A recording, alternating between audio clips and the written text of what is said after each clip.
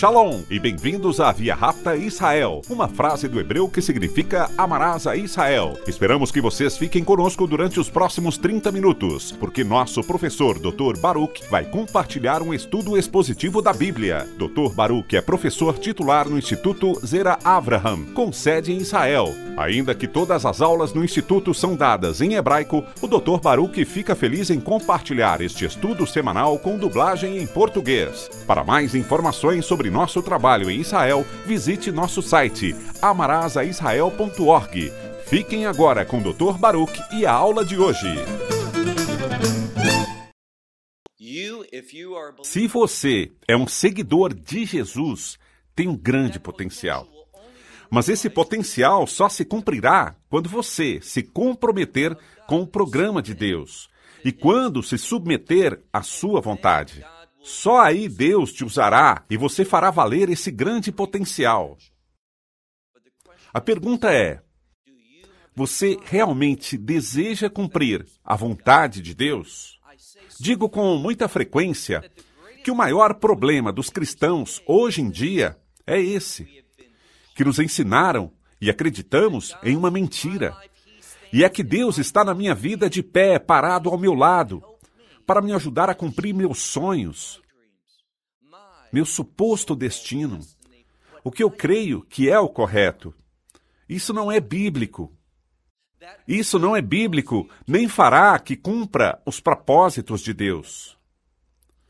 A escritura que começaremos a estudar hoje é uma passagem dinâmica que contém grandes implicações.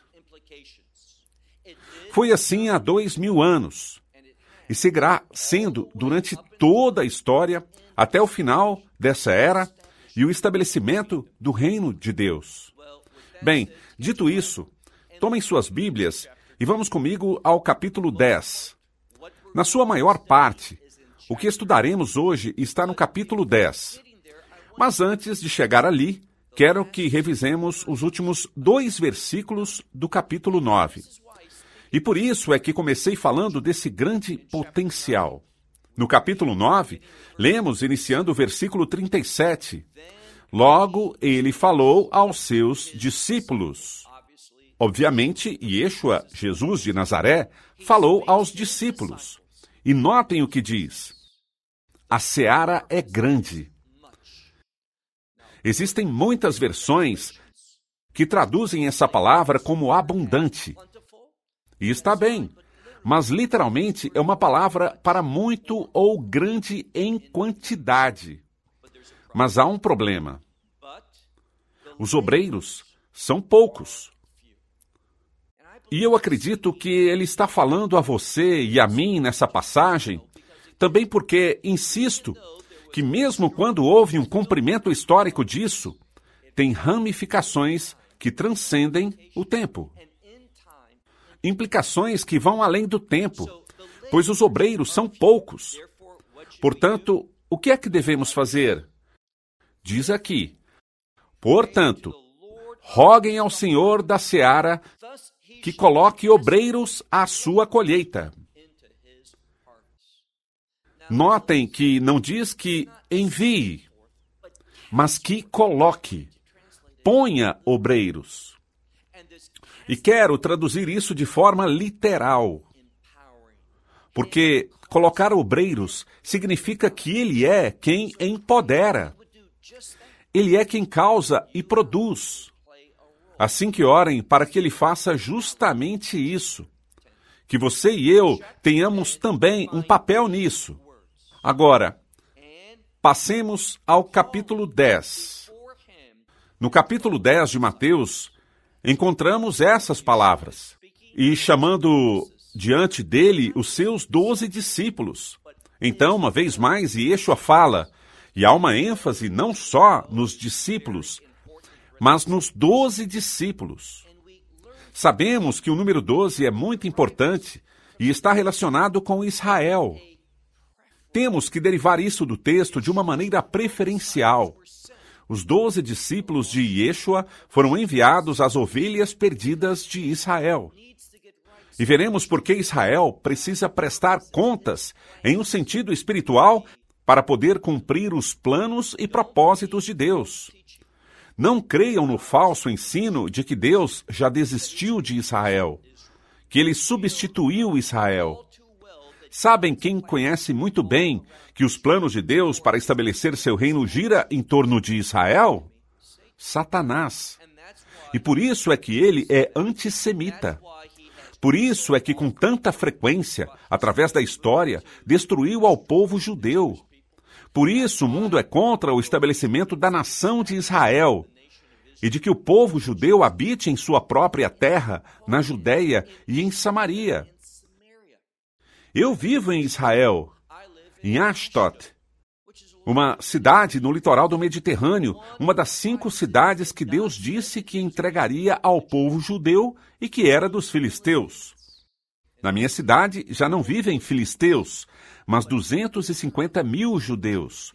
Isso é o cumprimento de uma profecia. Mas quando falamos sobre o coração da terra de Israel, falamos sobre a Judéia e Samaria.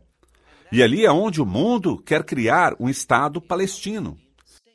Isso vai de encontro aos planos, propósitos e verdade profética de Deus.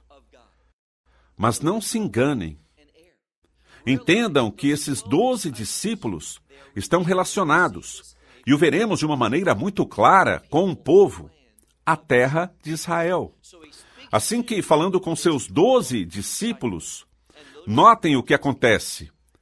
Quando os chamou, ele os deu.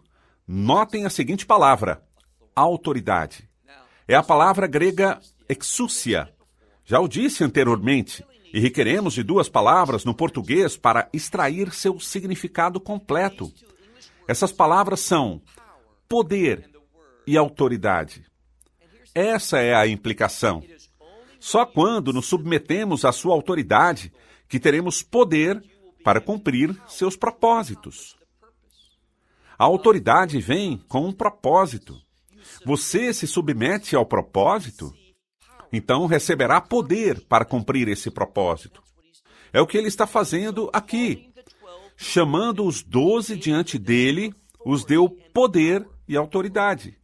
Sobre o quê? Sobre os espíritos imundos. Para quê? Para que os expulsassem. E para o que mais? Para que curassem toda a enfermidade e doença.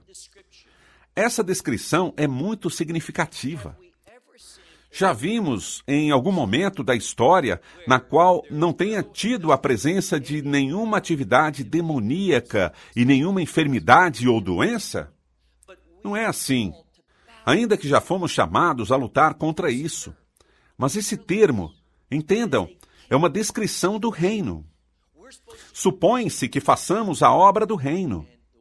E a maneira como está escrito nos dá um adiantamento que no reino de Deus não haverá nenhuma atividade demoníaca. Não haverá enfermidade de nenhuma espécie. E isso é o que se supõe que podemos trazer a esse mundo. Temos um grande potencial, mas a pergunta é, seremos capazes de cumprir esse potencial? E aqui Deus nos dirá como podemos fazer isso. Vamos ler o versículo 2. A ênfase está sobre os 12 discípulos. Os nomes dos 12. E aqui há 12 apóstolos. Há uma mudança. Esses 12 que ele enviou, e enviar é de onde se tira a palavra apóstolo. O primeiro deles se chama Shimon, ou Simão, também chamado Pedro. Então, Simão Pedro e seu irmão André e Tiago de Zebulão, e também João, seu irmão, Felipe, Bartolomeu, Tomé e Mateus, o arrecadador de impostos, Tiago de Alfeu e Lebeu, a quem também chamavam Tadeu, e Simão e o cananita. E isso provavelmente signifique que Shimon, ou Simão, seja da terra de Canaã, de uma maneira única, não de Jerusalém, especificamente, mas da área onde os cananitas habitavam. E finalmente vemos a Judas, no hebraico, Iscariote, aquele que o trairia. A esses 12, Yeshua enviou, e não só os enviou, mas vejam a seguinte frase: e lhes deu instruções. Entendamos algo. Quando alguém é enviado, quando uma missão é entregue, um chamado, o primeiro que devemos esperar, e isso é consistente em toda a Escritura, é que haverá mandamentos a obedecer. Não poderá cumprir um chamado, a menos que entenda e obedeça os mandamentos que estão relacionados a esse chamado.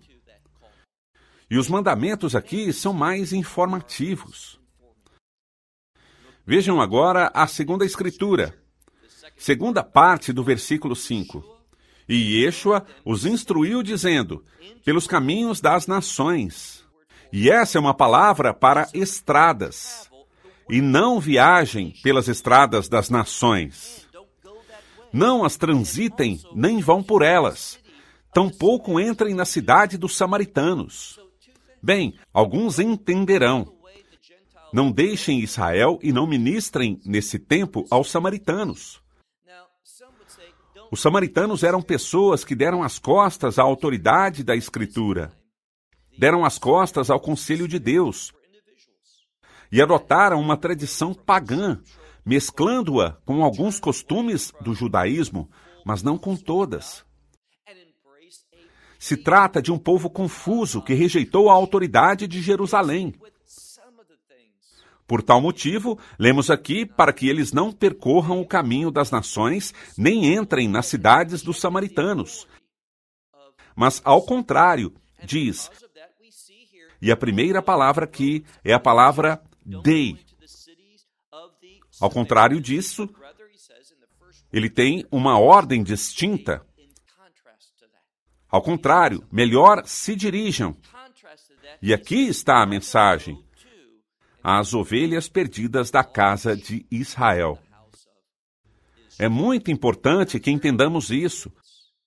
E como veremos, especialmente na semana que vem e nas seguintes, ao avançar dentro do capítulo 10, veremos chaves, elementos no texto que os teólogos chamam de ajudas hermenêuticas. E essas chaves apontam para os últimos dias. O fim dos tempos. E o que deve o leitor extrair desse texto? Que Deus obrará de forma poderosa em Israel, com o povo judeu, nos últimos dias. E isso é fundamental para que o reino seja estabelecido. Não creiam nas mentiras de muitos, que Deus substituiu a Israel, que ele já não tem nenhuma relevância, nem essa terra, a terra de Israel, nem o povo judeu de maneira especial. Isso é falsa doutrina. Os profetas não estão de acordo com tal teologia. Não. Deus manterá seu pacto. Não é que haja um caminho diferente para que o povo judeu entre no reino, comparado ao gentil. Esse é o Evangelho. O Evangelho é para a humanidade. É somente um. Qualquer outro ensino sobre o reino é um falso evangelho que não constitui uma boa notícia, que é o que a palavra evangelho realmente significa.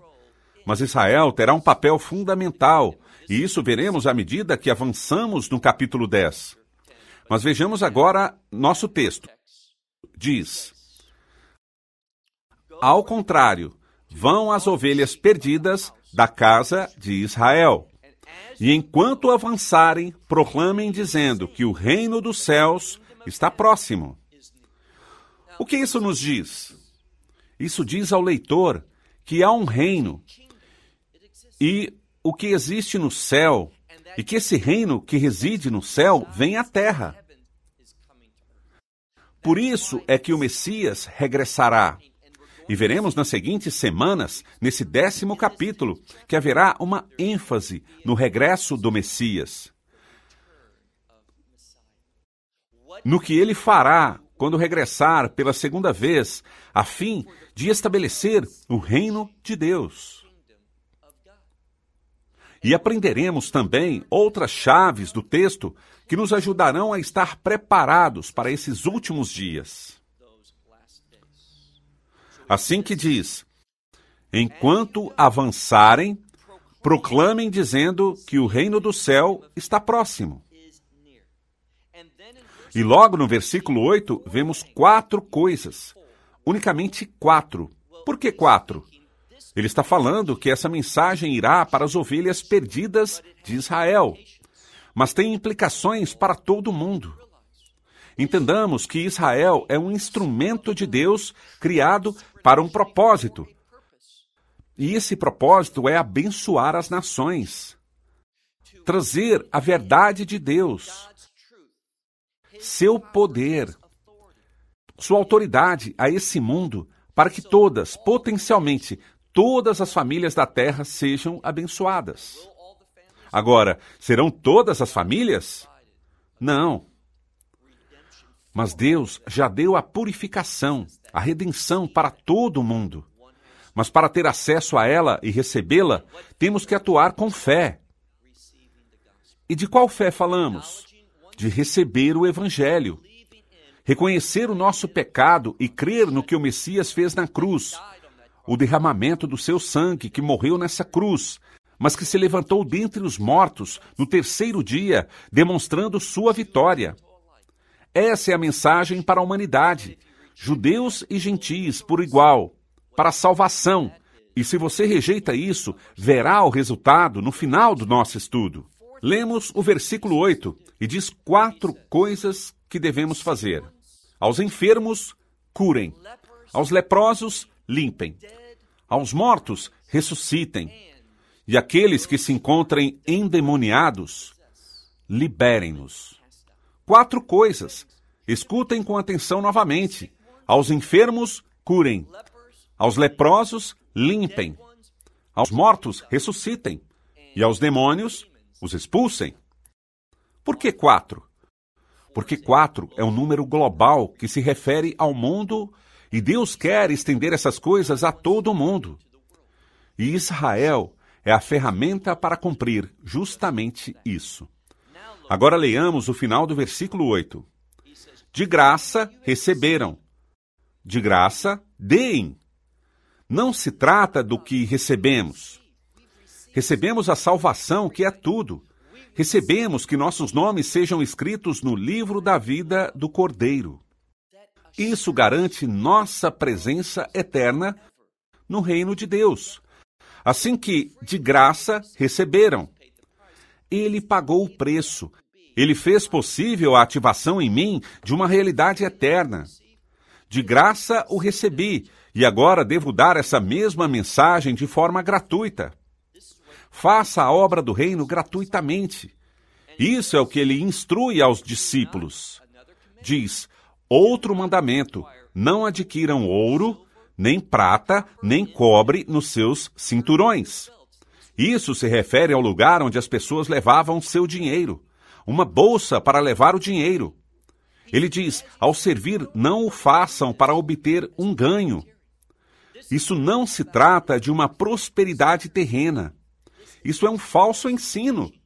Leiam o que diz aqui, fica claro. Isso é um mandamento. Não adquiram nem ouro, nem prata, nem cobre dos seus cinturões, nem um bolso para o seu caminho. Não se levem um bolso cheio de coisas. Não levem isso contigo, porque, seguimos a leitura, nem tragam 2 túnicas, 2 vestidos, nem sandálias, no plural, nem cajados. Por quê? Porque não devemos trazer essas coisas. Recordem que quando Israel estava no deserto, Deus os guiava. E quando Deus guia, o que eles tinham? Diz que só um vestido levamos, mas não se desgastava. Seus sapatos não se desgastavam. Seus pés não inchavam. Tudo era preservado de maneira sobrenatural. Tudo era duradouro. Nada se afetava por uso e desgaste. Por quê? Porque caminhavam debaixo da liderança do Senhor. Todo o propósito que buscava ao levar Israel ao deserto era lhes ensinar a confiar nele. E isso é o que ele está dizendo agora aos seus discípulos. Querem ter o resultado da minha presença com vocês? Sigam meus mandamentos, confiem em mim. Não se trata de uma prosperidade terrena, mas da segurança do reino. Aqui nessa era. E que coisas estarão na era vindoura. Assim que não levem essas coisas. Por quê? Vejam a segunda metade do versículo 10. Porque digno é o obreiro do seu trofes. Trofes significa uma ração diária. É comida. Alguns dirão carne. Está bem, mas não é uma comida gourmet. Não se trata de uma comida em abundância. Significa comida necessária para sustentar uma pessoa por um dia. Deus é fiel para prover isso. Diz, porque digno é o obreiro da sua porção. Versículo 11. Em qualquer cidade ou vila na qual entrarem, busquem, averiguem quem nela é digno, e então permaneçam ali até que saiam. Essa ordem é simples e prática. Qual é o seu fim? Fiquem nessa mesma casa, até que se vão. Se é digna, se deixarão ensinar. Vocês exercerão uma influência com seu testemunho, com sua maneira de atuar, para que ao seguir adiante, essa casa, sua liderança, o pai seja capaz de continuar com esse trabalho e ser uma influência do reino de Deus ali, depois que eles vão rumo a outra cidade. Lhes deu outra instrução. Fiquem nessa casa. E algo mais diz com respeito a esse ponto. Lemos no versículo 12. E ao entrar na casa, saúdem. Ou seja, indaguem, digam shalom. Isso tem. A palavra aqui, para cumprimentar, tem a ver não só com uma saudação, mas no hebraico dizemos trishat shalom. Ou seja, busquem a vontade de Deus. Isso é o que significa cumprimentar no sentido bíblico. Você está interessado na vontade de Deus? E se os recebem, notem o que diz. Que sua saudação seja sobre ela. E se a casa é digna, que sua paz esteja sobre ela. Mas se não é digna, que sua paz regresse a vocês. Essa paz é uma bênção. Assim que abençoem a essa casa. Mas se essa casa não é digna, ou seja, se não está interessada nas coisas de Deus, então o que devem fazer? Notem o que a Escritura diz, ao continuar aqui no versículo 14. E se não recebem a vocês, nem as suas palavras. Do que ele fala? Receber a nós significa que tem que receber nossas palavras. Não podemos receber uma pessoa sem receber a sua proclamação. A esses discípulos enviados pelo Messias, eles tinham que crer nessas palavras. Do contrário, o que nos diz? Seguimos lendo. Ao passar dessa casa e dessa cidade, sacuda o pó dos teus pés. É um testemunho. Se eles não recebem essas palavras, se eles não estão interessados na verdade de Deus, o que somos chamados a fazer? Diz, saiam dessa casa. Saiam dessa casa e sacudam o pó dos seus pés. É um testemunho. É um testemunho de que seu destino ficou sobre seus próprios ombros, porque rejeitaram a fidelidade de Deus. Quem enviou a eles obreiros com a verdade e com uma oferta de reino? Recordem, curem aos enfermos, limpem os leprosos, ressuscitem os mortos e também expulsem aos demônios. Mas assim é como iremos finalizar por hoje. Notem a conclusão dessa passagem. Agora vamos ao versículo 15. Lemos, em verdade vos digo que será mais tolerável. A palavra aqui tem a ver com facilidade. Será mais ligeiro, ou seja, o castigo ou a carga, e será mais tolerável para a terra de Sodom e Amorra, ou seja, Sodoma e Gomorra. ou seja, mais tolerável para esses lugares perversos, para essa cidade. Quando? No dia do juízo. Eu circularia isso. Vejamos, há um problema hoje em dia, e é que muitos mestres da Bíblia estão deixando de lado a realidade, o fato de que se aproxima um dia de juízo. E esse dia de juízo ocorrerá antes do estabelecimento do reino. Devemos entender que nossa responsabilidade é preparar as pessoas para esse evento. Por isso é tão importante que os ensinemos que isso é uma realidade. O juízo vem. Alguns mestres muito populares da Bíblia te dirão coisas como: bem, eu sinto que essa mensagem de juízo não é o que eu devo compartilhar. Deus compartilhou sua mensagem com todo aquele que compartilha a mensagem de Deus. Não podemos dizer simplesmente que há coisas que eu quero compartilhar e outras que não compartilharei. Não. Necessitamos compartilhar com as pessoas toda a verdade. E compartilhar só uma porção da verdade distorce toda a verdade. Devemos falar de toda a palavra de Deus. O Messias disse será mais tolerável para essas pessoas que viviam em Sodoma e Gomorra. Eles que cometiam abominações, eles que eram violentos, egoístas, que só faziam o que era justo diante dos seus olhos. Ele diz que será mais tolerável para eles. Por quê? Porque essas pessoas agora tinham a oportunidade de ouvir o Evangelho, de receber o perdão dos seus pecados. E devido a que o povo de Sodoma e Gomorra não teve essa oportunidade, portanto, o que acontecerá? Seu juízo eterno será menor. Ainda será uma condenação eterna, mas será menor que para as pessoas desses lugares da Judéia e em Samaria, na terra. Essas ovelhas perdidas de Israel, a quem se compartilhou o Evangelho e que as rejeitaram. Palavras muito sérias. Devemos saber que a mensagem desse livro é séria e aqueles que o rejeitam sentirão remorso por toda a eternidade. É o pior erro. Devemos saber que a mensagem desse livro é séria e aqueles que o rejeitam sentirão remorso por toda a eternidade. É o pior erro que poderiam cometer. Nós dizemos a verdade. Há um reino, mas também há um juízo. E é só pela graça de Deus que se pode evitar esse dia de juízo e conseguir ser removido dali e ser levado ao reino de Deus. Essas são as boas notícias. Encerro com isso. Até a próxima semana. Que Deus te abençoe ricamente. Esperamos que você tenha desfrutado da aula de hoje e que possa compartilhá-la com outros. Te convidamos a participar e nos acompanhar a cada semana, a esta hora e por este canal, em mais um episódio de Amarás a Israel. Para mais informações em português, visite amarasaisrael.org, onde encontrará muitos outros estudos realizados pelo Dr. Baruch. Até a próxima semana. Que Deus, nosso Messias e Yeshua, nosso Senhor Jesus Cristo, te abençoe durante a sua caminhada com Ele. Shalom, desde Israel.